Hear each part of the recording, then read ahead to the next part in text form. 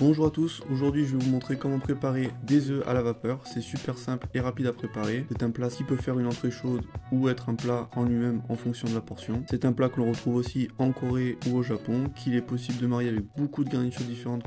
Allez, c'est parti, on va commencer par casser deux œufs dans un bol que l'on va battre préférablement avec des baguettes ou une fourchette. C'est pour éviter d'avoir trop d'air incorporé dans les œufs. Air qui va faire des bulles à la cuisson et c'est pas ce qu'on recherche. Une fois les œufs battus, on va rajouter 360 ml de bouillon de poule froid. Alors peu importe le bouillon que vous utilisez, juste goûter que ça soit pas trop salé et qu'il y ait quand même du goût. Certains bouillons de poule sont super salés. En parlant de sel, je vais rajouter une demi-cuillère à café, c'est à voir avec le niveau de sel de votre bouillon. Je rajoute ensuite une demi-cuillère à café de vin de Shaoxing, c'est optionnel mais ça rajoute du goût. Une cuillère à café de sauce soja, on remélange tout ça gentiment et on passe le mélange dans une passoire fine pour être sûr d'avoir une texture bien homogène et avec le moins de bulles possible. Notre mélange est prêt, on va maintenant le verser dans le ou les récipients de cuisson, ça peut être des ramequins, des bols ou un grand plat, à partir du moment que ça rentre dans votre cuve à pain. Dans mon cas, je vais faire des petits individuels, donc je vais prendre 3 ramequins.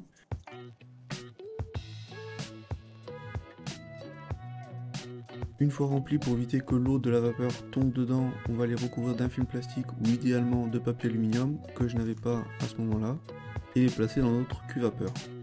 La cuisson est la partie technique de cette recette, il va falloir contrôler la température de la vapeur. Trop froid et ça va pas cuire ou être très long, trop chaud et la texture des œufs sera ratée.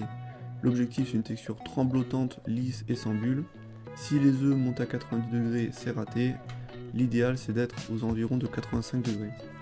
Alors ça va dépendre de votre plaque de cuisson, j'ai fait cuire les miens 15 minutes, l'induction réglée à 6, mais il va falloir que vous testiez avec votre propre plaque de cuisson. Le résultat est bien tremblotant, mais j'ai quand même quelques petites bulles sur le pourtour de mon ramequin. La prochaine fois je baisserai un petit peu plus la température. Maintenant on va pouvoir garnir les œufs. La version la plus basique c'est avec de l'oignon de printemps, mais j'ai aussi rajouté un peu de mélange paprika, cumin, sésame.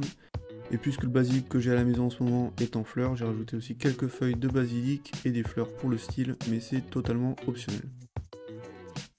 Une autre déclinaison possible avec des champignons, et encore une autre avec du maïs et des crevettes. Vous pouvez servir le tout avec de la sauce soja. À la dégustation, la texture est bien lisse et crémeuse avec du goût. J'espère que cette recette vous aura plu et je vous dis à la prochaine.